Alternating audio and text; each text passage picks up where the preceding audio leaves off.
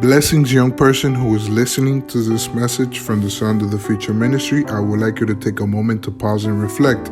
In the book of Isaiah, chapter 64, verse 8, the word says, "And yet, O Lord, you are our Father.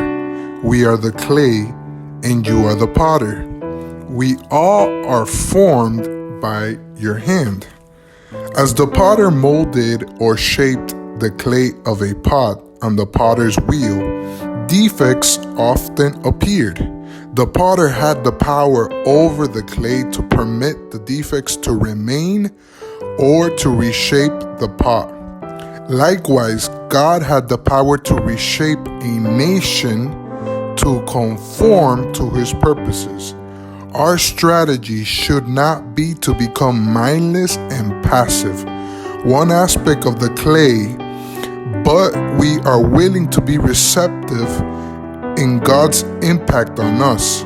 As we yield to God, He begins to shape us, and we become a valuable vessel.